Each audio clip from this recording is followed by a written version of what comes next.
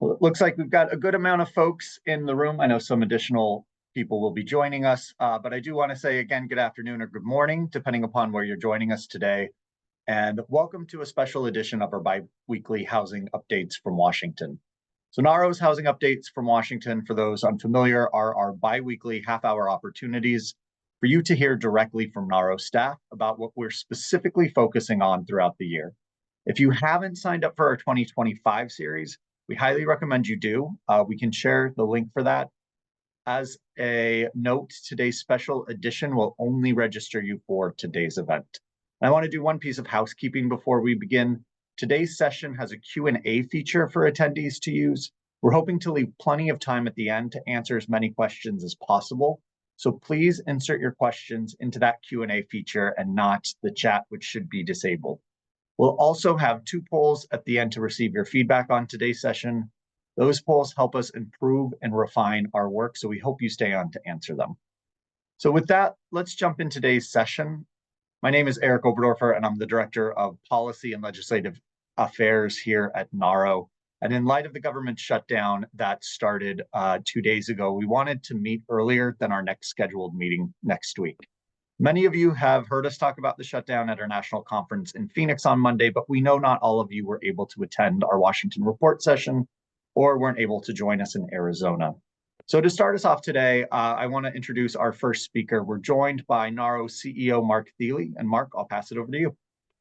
Thanks so much, Eric. I want to echo Eric's welcome to this update from Washington. And also echo that it was absolutely wonderful to see so many of you in Phoenix. I had a great time in your company. As he said, we're here today because of the government shutdown that began at midnight yesterday.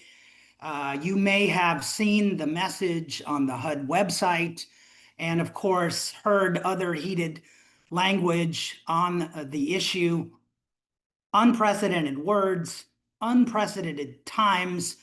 But fundamentally, the situation remains the same. And of course, our mission remains the same. Look, we need to focus on results, funding for the programs you use to house and serve millions of American families. I want to remind you that no matter what, NAHRO is here for you.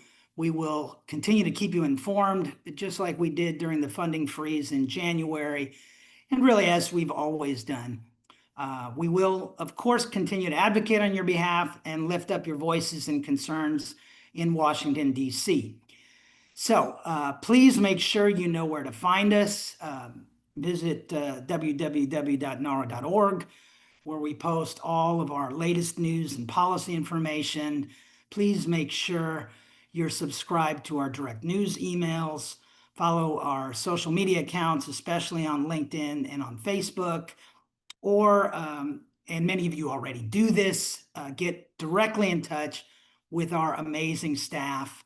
We're all here for you. And I'm the same, mthiele@nahro.org. We also want to continue to hear from you when something doesn't seem right. There's been a situation with a funding allocation, unusual requests, an unusual lack of response, or unusual guidance. Anything that seems out of the ordinary, let us know. We are constantly trying to figure out if there are differences between HUD messaging and how things are being implemented in the field. Of course, the NAHRO team will both help provide context and take serious concerns to the administration and Congress as talks continue to reopen the government. And we have a broad network of partners that are doing the same.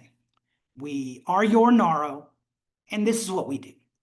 We inform and advocate so you can concentrate on what you do best, providing homes to children, seniors, veterans, and families in your care. Thank you. In these times of frustration, anger, fear, anxiety, and really sadness, please continue to keep your eye on your mission, keep your eyes on the people that you serve, and your arms around each other. I know that you know we are stronger together, and we've seen this before. We'll get through it together. And now it's my privilege to hand the ball back to NAHRO's Director of Policy and Legislative Affairs, Eric Oberdorfer, and our outstanding NAHRO team, who will share more detailed information on the government shutdown and its impact. Thank you. Great. Thanks, Mark.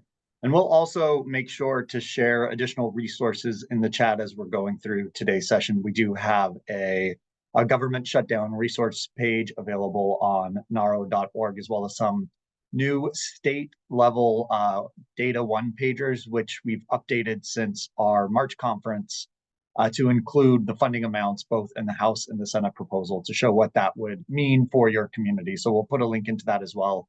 It's a great resource when you're doing your advocacy work and talking to folks up on the Hill, which we all know now is the time to be doing that in light of this shutdown. So we're joined today by NAHRO's Policy and Legislative Affairs team. And what we're going to do first is start with Gabriel Spith, who is NAHRO's Legislative Affairs Manager, to talk a bit about what got us here and what we're hearing or not hearing from Congress. And then after that, we're going to move over to Tushar Gurjal, our Senior Policy Manager, Andrew Van Horn, our Policy and Research Advisor, and Stephen Molinari, our Policy Analyst, to discuss the implications of a shutdown on housing and community development programs. So let's get started. Gabe, can you walk us through the shutdown from the congressional side of things? So Congress failed to pass FY26 funding bills or pass a short-term agreement to keep the government open as they continue to negotiate FY26. Typically, a continuing resolution is passed as a short-term measure when these negotiations break down. However, this year is a little different. Republicans hold control over the House, the Senate, the White House, and passed a continuing resolution back in March with the help of Democrats, who were fearful of the Trump administration's expanded powers during a shutdown at a time where DOGE was literally taking a chainsaw to the federal government, back when Elon Musk was around. That same resolution was put forth by Republicans again to keep the government open. This is a clean CR. That basically means that they have taken funding from the previous year and brought it to the current year with no additional policy provisions on top. It's just a clean lift, in a sense. Republicans are looking at this like, hey, Democrats, we're just going to pass the current CR that we're already under. We're going to extend funding out until Thanksgiving. This is something we've already agreed to, even though this was kind of under duress back in March for the Democrat side. But in a sense, Republicans are saying this is the thing that you always ask us for. So let's just pass this and let's move on. Aside from a few bipartisan efforts on housing bills, such as the home reform bill that they're working on right now, the Road to Housing bill. These are two bills that NAHRO has both had direct input on and influence in shaping. Republicans have pretty much gone it alone on major legislation, such as the reconciliation bill. So again, that's the One Big Beautiful Bill Act, if you remember that. And the continuing resolution that was passed in March and that they were trying to put back on the floor this past week. Democrats are kind of looking at this as an opportunity to stand up to the Trump administration with limited power in the minority. Democrats proposed a counter CR that would extend funding through Halloween and permanently extends the Obamacare subsidies that keep the Affordable Care Act affordable, a problem that will need to be solved by New Year's when those provisions run out. This seems like both a short and a long-term play by Democrats, as Democrats are trying to make healthcare one of their central themes as they go into the 2026 campaign, kind of like they did during when Republicans were going after Obamacare. Remember, repeal and replace? So this is kind of like that. This is how they're treating that. As well, this is also an opportunity that Democrats are taking as an opportunity to get out ahead of Republicans on this issue when they expect folks' healthcare premiums to start shooting up between, I think, 25 to 75%.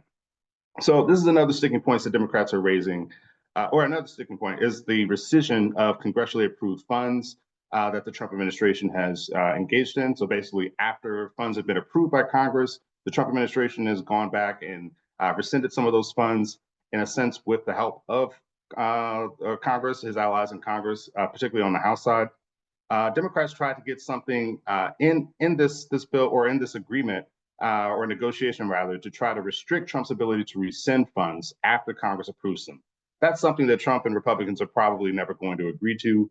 But this does raise the issue for folks as Democrats try to make the case for why they should be in charge in 2026.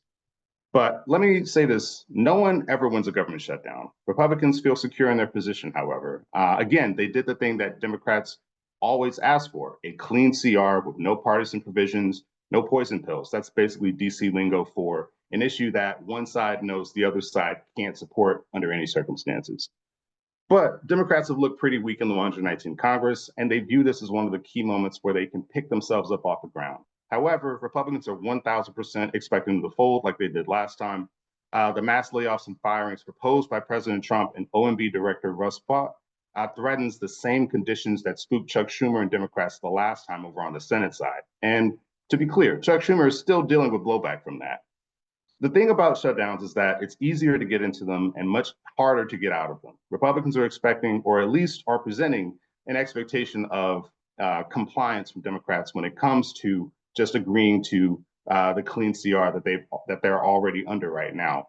And Democrats are looking for a way to kind of get off the ground and also score some points with the base who they've become very unpopular with since election night 2024. And with that, I'll turn it over. Great. Thank you so much, Gabe. I'm just going to talk a little bit about, my name's Tushar Gurjal. I'm a senior policy manager here at NAHRO, and I'm going to talk a little bit about the Housing Choice Voucher Program and the Rental Assistance Demonstration, or the RAD program.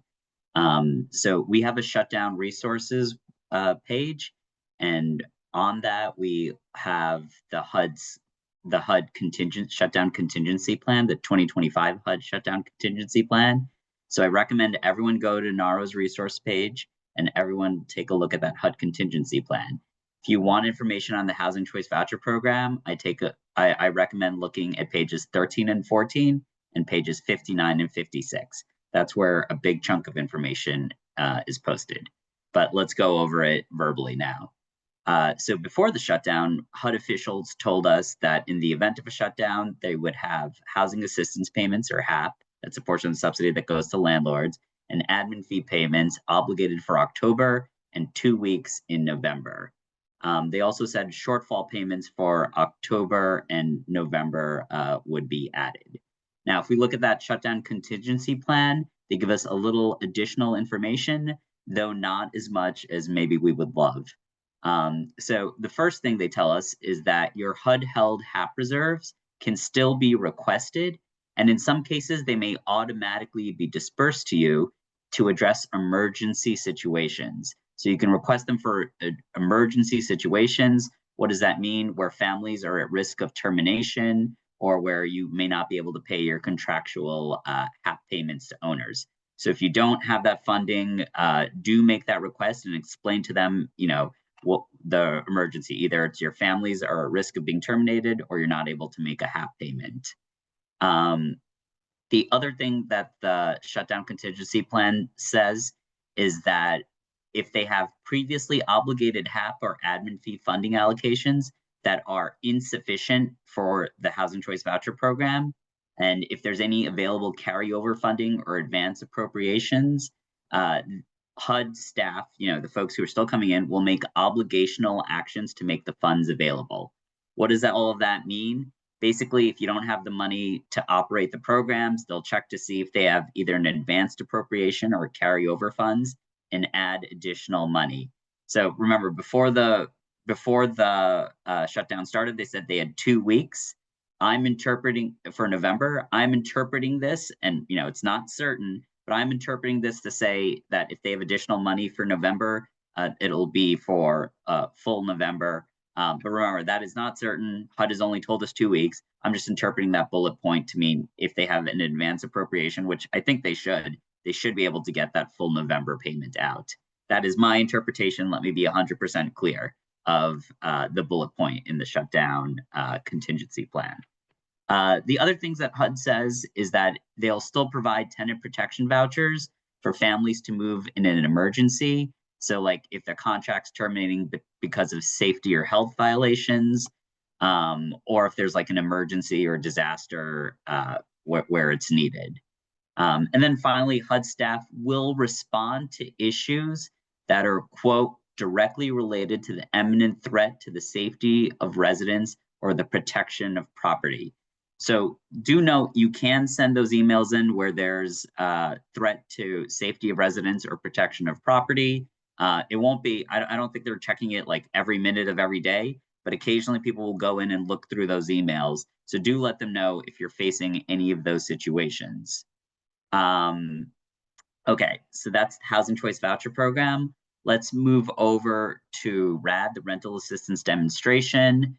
I think there are two big points here. Basically, if you already have your RCC for RAD, that is your RAD conversion commitment, and your closing was scheduled prior to the shutdown, that will still be moving forward. The other thing is if you're close to a closing, and if there's something that will prevent you from closing because or it would threaten your property and demands an immediate response, they'll move forward with that. So what's an example of that? If you were to like lose a tax credit because of the shutdown, you let them know, they'll help you move that property forward. What won't be happening is if you're months out, they're not just going to do the underwriting while we're still months out. So that's for the Rental Assistance Demonstration Program. You can still submit applications for RAD, it's just no one will be reviewing it. Okay, so that's it for me. Those are the updates on the HCV program and the RAD program. I'm going to pass it to Andrew Van Horn. Andrew? Thanks, Dushon. First, I'm going to talk about public housing, then the project-based rental assistance program, and then REAC inspections across multiple programs. So to start with, for public housing, we have operating funds for October and November of this year available to be drawn down in locks. That's not new from this week. So that is something that you should previously have been able to see. We've heard from some agencies that only October may appear at first, but that both October and November should be available. Please reach out if this is not your experience. We'd love to hear what's going on if you're having if you're seeing other things. And we've learned from the contingency plan and from conversations with HUD staff in previous years before previous shutdowns that during a shutdown, there are functions that seem to be automated that are actually the result of HUD staff efforts. So for example, you may update a budget submission in Epic on the capital fund side during the shutdown and not see it reflected in locks until a HUD staffer is able to facilitate that update manually. Again, throughout the contingency plan, like Tushar said, HUD staff are really going to be focused on protections to resident safety and to property. And so if there are other sort of manual tasks not related to that, there may be delays. For project-based rental assistance, or PBRA, see the multifamily section within the Office of Housing section in the contingency plan. We're going to focus on asset management. So for asset management of FHA insured properties and assisted housing under the Office of Housing, the plan notes that HUD staff will make payments under previously obligated contracts on an as-needed basis. What we think that means so far is NAHRO has heard from our partners that October payments of HAP for the PBRA program have gone out over the last 2 days. But again, if you're hearing something different, please do let us know. Additionally, the plan notes that HUD staff will be available to process emergency reserve for replacement and residual receipts drawdowns. Again, those are for emergency draws. Again, since those funds are held by entities other than HUD, right, often by the mortgagee or by the owner themselves, those should not be affected by the shutdown. However, we're not sure what the staffing level and the response time will be on emergency drawdowns in terms of processing things like the 9250.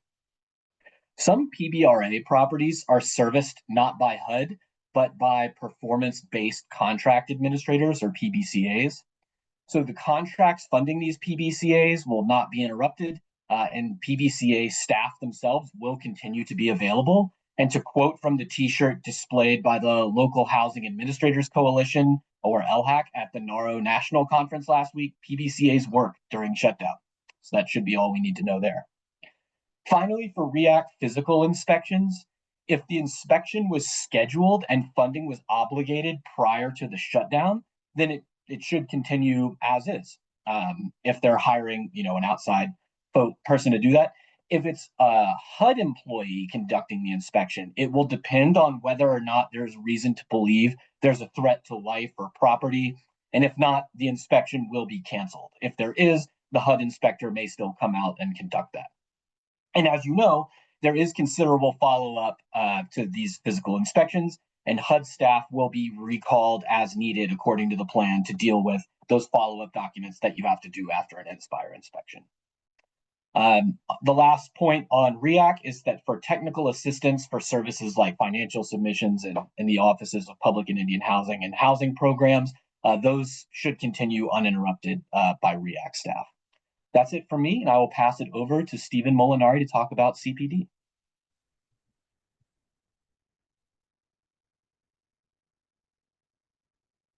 Thank you, Andrew. Hello, everyone. I'm here to talk about community development and planning and development. So let's just get into it. You can find in the contingency plan, you can find information about the Office of Community Planning and Development Programs on pages 15 and 16. The Office of Community Planning and Development will continue to make previously obligated funds available for drawdown by CPD grantees, the CDBG, Home, HOPWA, homeless assistance grants, which include, COCs, emergency solutions grants, and other grant funds.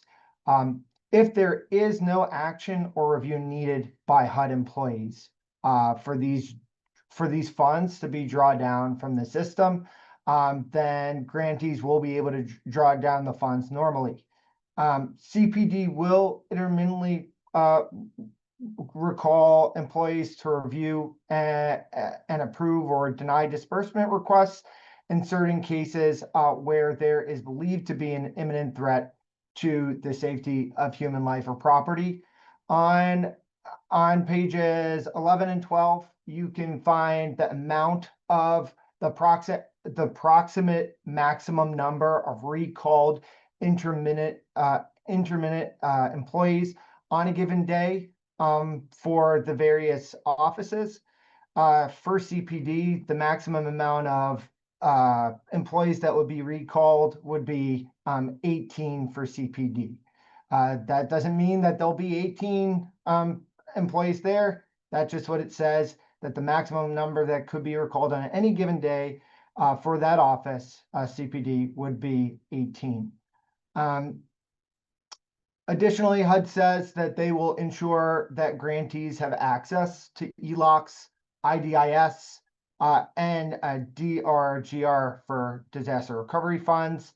The Ask a Question help desk should remain open. For consolidated plans, I know many grantees have already submitted their consolidated plans. If there is a long-term shutdown, this may result in automatic approval of consolidated plans. However, the consolidated plans may be rejected in the future, even though they were approved initially. So during this shutdown, your consolidated plan might be approved, but then when they come back, it might not fully be, it might be rejected in the future. So please make sure that if you have your consolidated plan out there, you're reviewing it to make sure that there are no issues. That's all for me. I'm looking forward to answering questions. Thank you. Great. Thank you, Stephen. I think we can go into questions right now. There's a couple of things that I want to start off by saying, and one, we say this a lot at NAHRO, and we say it because it's true. We are a nonpartisan organization, and our main priority in any event, even past shutdowns, is always to work with whoever we can to try to make sure that we can administer our programs and serve our residents and communities as effectively and efficiently. That is the same as it was then, as it is today. And we're going to continue to make sure we're talking to folks up on the Hill and trying to learn as much from HUD, which will be difficult now that the shutdown has begun, as possible, and keeping everyone informed. I do know, Tushar, there are a couple of questions that I'll start off with that were focused on this funding through mid-November for the voucher program. Obviously rent is usually paid at the beginning of the month for the full month. Is there anything that you can kind of expand on as to this mid-November funding? Yeah, I mean, it's confusing, right? Because you're paying HAP is a rental payment basically, and you're paying for a month. They told us mid-November is what they were going to obligate. And so we're repeating what HUD staff has told us, and we double checked it. So, that is what their public message is. What I would say is that that's what they were allowed to talk about before because they hadn't had their contingency plan yet. And now in their contingency plan, they're saying that if there's any available carryover funding or advance appropriation to make obligational actions to make the funds available, HUD staff will do that. So putting those two together, what they've said before and that bullet point in the HUD contingency plan, and this is my speculation, but putting those two together, what I think they're saying is they will take any remaining funds they have and they'll make the rest of the obligation for November. And it will likely, go out. Can I guarantee that? No, but that's what I think it means. They just couldn't talk about it because the HUD contingency plan wasn't out yet. And now the HUD contingency plan specifically says they can make additional obligations. So I imagine that they will do the rest of November with any carryover funds they have. Again, please note, they said 2 weeks of November, and this is an additional bullet point in the HUD contingency plan. And I'm putting 2 and 2 together to hopefully offer you some additional answers. But this is me putting 2 and 2 together to get 4. Thanks. I hope that's helpful. Yeah. There are also questions too about a potential RIF, reduction in force, happening across the federal government. This is something that the Trump administration has said they may look into if we enter into a shutdown, which at this point we have. I think there are still a lot of questions about what that would look like and how that would potentially impact HUD.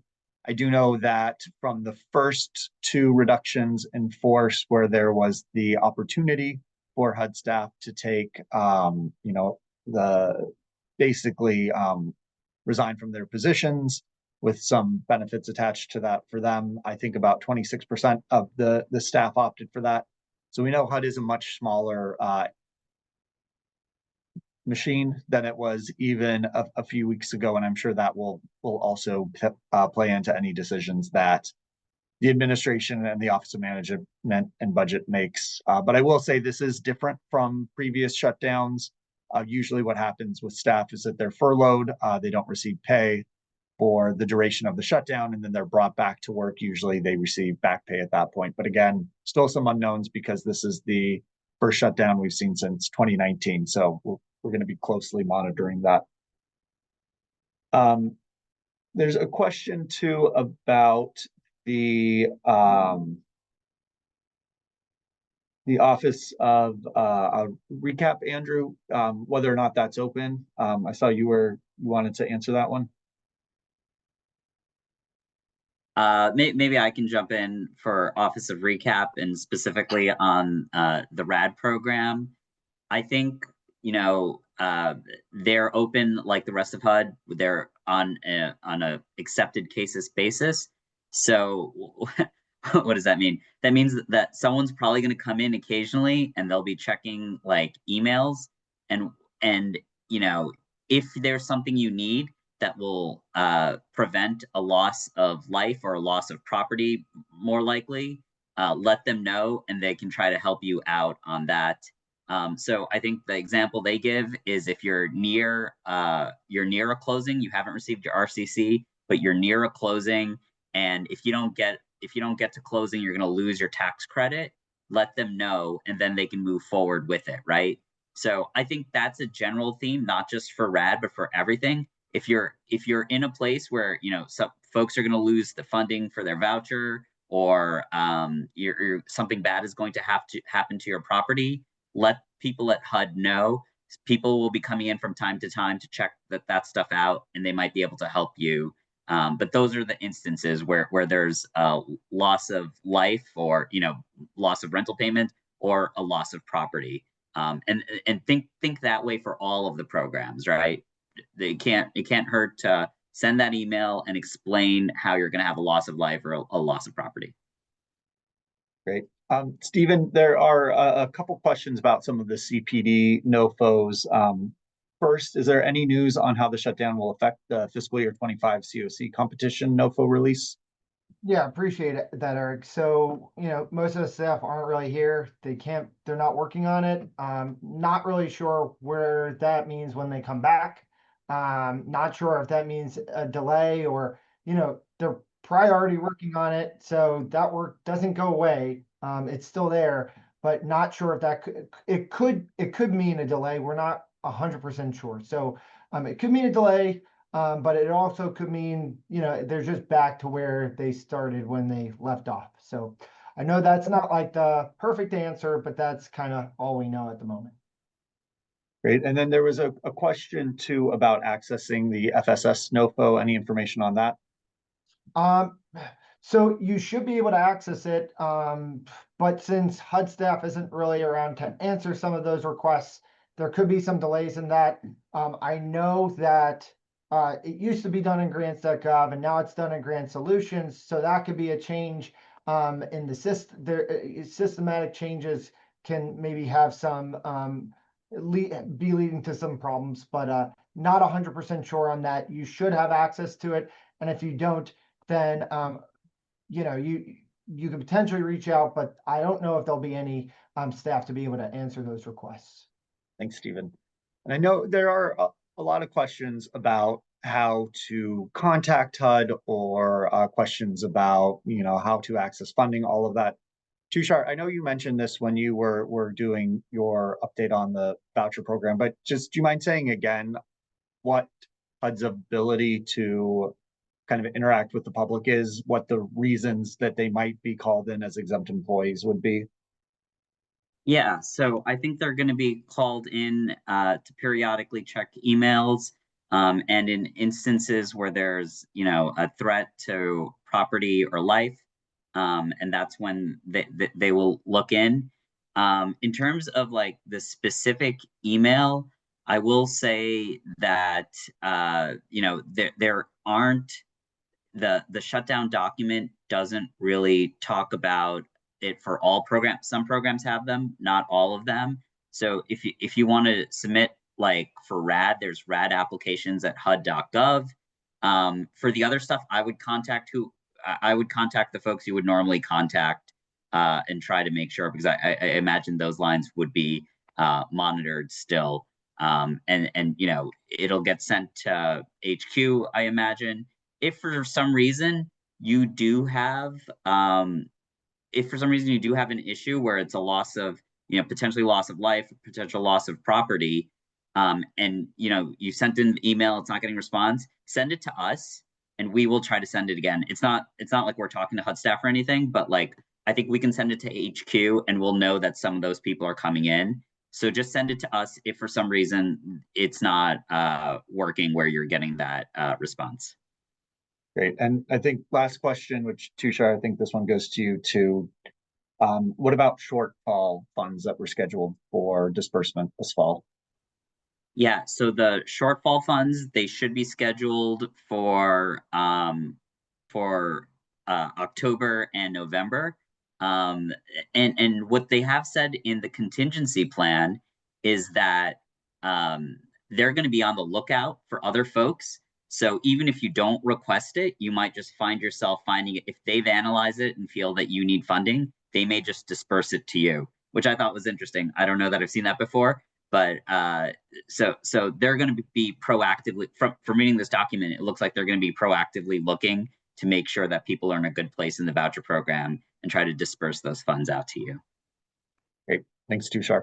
So we are about 5 minutes over. So thank you all for kind of staying with us a little bit longer than we had planned. I know that there are a lot of questions out there right now and a lot of uncertainty. We have been through shutdowns before. The longest one that we had in modern time was back in 2019 for 35 days.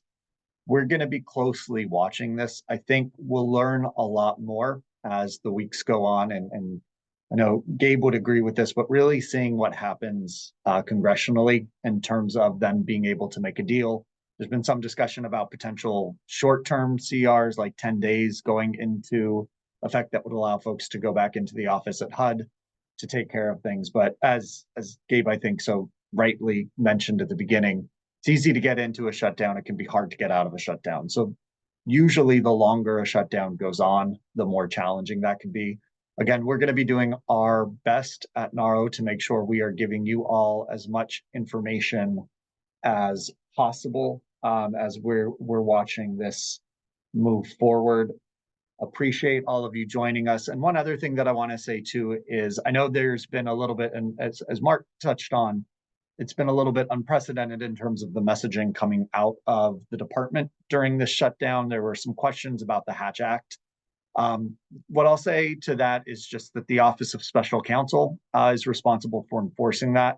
Potential penalties range from a letter of reprimand to removal from office for 5 years.